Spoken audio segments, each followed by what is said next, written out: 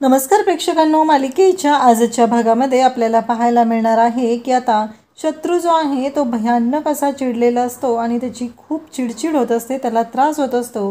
कारण त्याचं असं म्हणणं असतं की माझं वाटोळं झालेलं आहे आणि या सगळ्याला जबाबदार आहेत ते म्हणजे डॅडी, असं त्याला वाटत असतं.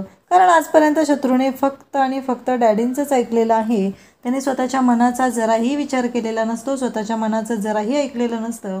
तो फक्त आणि फक्त डॅडींचंच ऐकत असतो आणि त्यांच्या म्हणण्याप्रमाणे वागत असतो.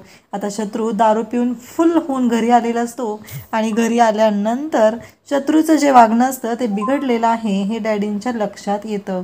आणि तेव्हा मात्र डॅडी म्हणू लागतात की ह्यांचं काय करायचं आता, कळतच नाही आहे डॅडींना. आणि डॅडी म्हणतात, कळतंय का काय, कारण डोक्यात घुसतंय का काय, काय झालं आहे, तुमच्यामुळं सगळी आमची अब्रू गेलेली आहे आणि आमच्यासाठी आमची अब्रू खूप महत्त्वाची आहे, एवढं लक्षात ठेवा. आज तुम्ही जे काही राडा घातलेला आहे ते तुमच्यामुळे झाले. शत्रू म्हणत असतो की तुम्ही माझं वाटोळं केलेलं आहे.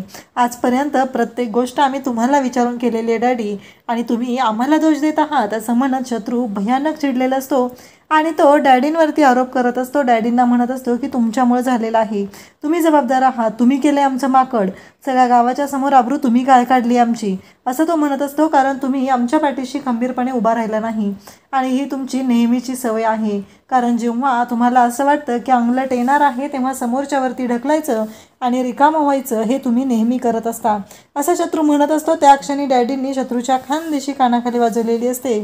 शत्रू खाली कोसळतो आणि डॅडी मात्र शत्रूला म्हणत असतात की हे सगळं काय चाललेलं आहे, कारण एकतर तुमची बायको निघून गेलेली आहे, घराची आबरू चव्हाट्यावर आणलेली आहे आणि अजूनही तुमची ही सगळी नाटकं चाललेली आहेत, असं डॅडी बोलत असतात. तेव्हा शत्रू म्हणत असतो की आत्ता लक्षात आलं, कारण तुम्ही ते आम्हाला फोटो होते ते तुम्ही टाकायला लावले होते, तुम्ही सगळ्यांच्या पुढं काढायला लावले होते आणि जेव्हा वाट लागायची वेळ आली तेव्हा मात्र तुम्ही सगळं आमच्यावर शिकवलं आणि रिकामे झालेले आहात, असं शत्रू डॅडींना सांगत असतो. डॅडींना म्हणत असतो की हे सगळं झालेलं आहे ते फक्त आणि फक्त तुमच्यामुळे झालेलं आहे, या सगळ्या गोष्टीला तुम्ही जबाबदार आहात, असं शत्रू डॅडींना म्हणत असतो.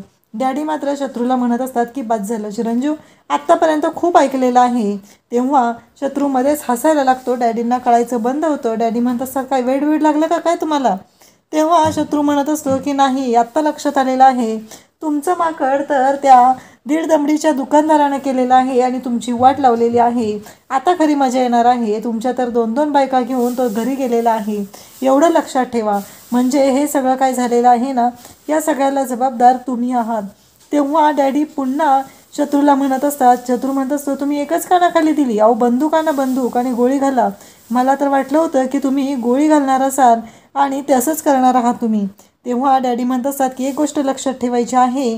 त्याचबरोबर इकडे आपल्याला पाहायला मिळतं की शत्रू तिथं असतो आणि डॅडी त्याचा गळा दाबायला सुरुवात करतात. त्यासोबतच इकडे पाहायला मिळतं की जेव्हा या सर्व गोष्टी घडत असतात तेव्हा मात्र डॅडींना खूप राग आलेला असतो. डॅडी भयानक असे चिडलेले असतात आणि डॅडींचं असं म्हणणं असतं की हे सगळं तुमच्यामुळं होतंय, या सगळ्याला जबाबदार तुम्ही आहात.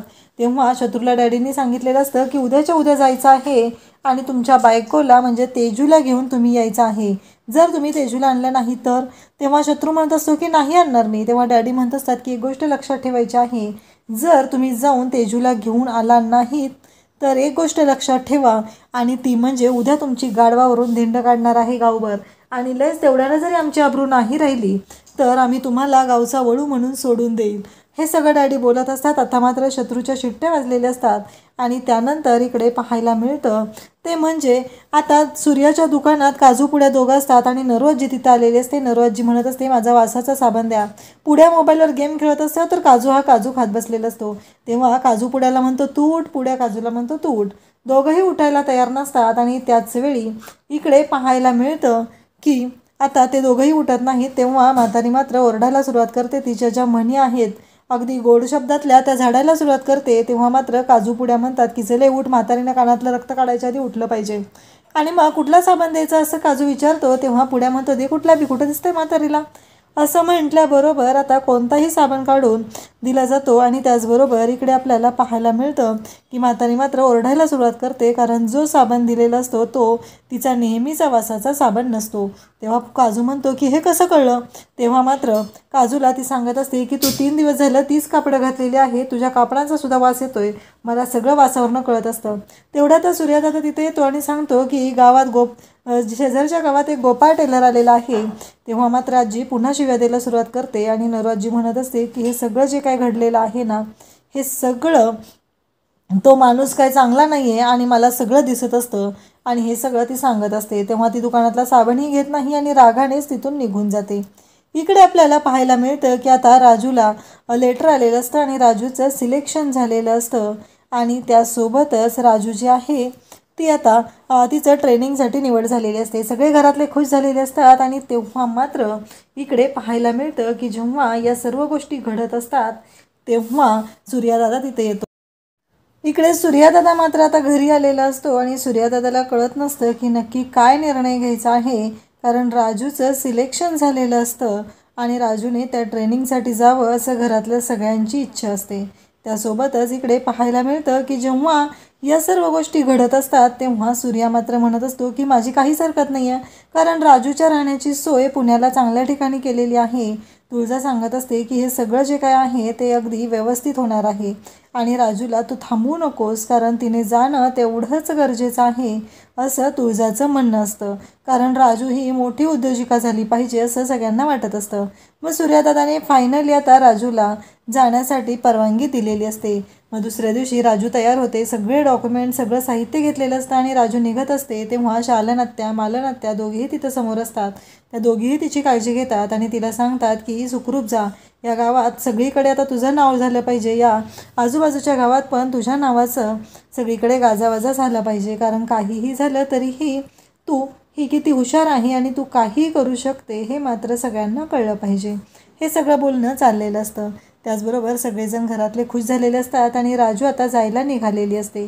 त्यानंतर आपल्याला पाहायला मिळतं की शालनत्या मालन हे सगळेजण तिथं असतात आणि तेवढ्यातच शत्रू तिथं येतो आणि शत्रू मात्र तिथं आलेला असतो. शत्रूचं असं म्हणणं असतं की अहो दाजी ऐका ना, मला फक्त एकदा काय म्हणायचं आहे ते ऐका ना. अहो माझं ना तेजूवरती खूप प्रेम आहे, म्हणून हे सगळं झालेलं आहे, मी तेजूला दुसरं कोणासोबत पाहू शकत नाही असंच तू इकडे तो सांगत असतो. तेव्हा मात्र सूर्या चिडलेला असतो. सूर्या म्हणत असतो की नाही, कसं आहे माहिती आहे का, तुम्ही चुकीचं केलेलं आहे, तुम्ही घरातल्या बाईची इज्जत केलेली नाही असं म्हणत सूर्या ओरडत असतो. तेव्हा तुळजासुद्धा इकडून म्हणत असते की नाही सूर्या, त्याचं अजिबात ऐकायचं नाही आहे, त्याच्याबरोबर जाऊ द्यायचं नाही असं ती सांगत असते. आणि त्याचवेळी तेजू हे सगळं जेव्हा बोलत असते तेव्हा मात्र इकडे तो म्हणत असतो बघितलं ना, आमच्या बहिणीचा पण आमच्यावर विश्वास नाही, मान्य आहे मला. सूर्या आता म्हणत असतो की जो काही निर्णय घ्यायचा असेल तो तेजू निर्णय घेईल असं सूर्याने स्पष्ट सांगितलेलं असतं. उद्याच्या भागात आपल्याला पाहायला मिळणार आहे की डॅडींनी आता खूप मोठा डाव टाकलेला आहे. तो म्हणजे गावामध्ये आता त्यांनी सगळ्या बायकांना कुकर वाटप करायचं ठरवलेलं आहे आणि कुकर वाटप करताना त्यांच्या डोक्यात असा विचार आहे की सूर्या जो आहे तो खुश होईल. पण सूर्या मात्र या गोष्टीने खुश होत नाही, कारण आता सूर्याच्या मनातून डॅडी पूर्णपणे उतरलेले आहेत आणि मग डॅडींनी काहीही केलेलं असलं तरीही सूर्याला माहिती आहे की डॅडी कसे आहेत. डॅडींना सूर्या म्हणत असतो की हे बघा डॅडी, तुम्हाला वाटत असेल बायकांना कुकर देतो हे करतो, पण एक गोष्ट लक्षात ठेवा, तुम्ही बायकांना कुकर देऊन हे दाखवून दिलेलं आहे की तुमची इज्जत किंवा तुमचं काम आहे ते किचनपुरतंच मर्यादित आहे, तुमची लायकी तेवढीच आहे. ही गोष्ट मला पटलेली नाही आणि तुमचे विचार जे आहेत, तुम्ही जे वाटप केलेलं आहे तसेच छोटे आहेत असं सूर्याने डॅडींना स्पष्टपणे सांगितलेलं आहे. अशाच अपडेटसाठी चॅनलशी कनेक्टेड राहा. थँक्यू.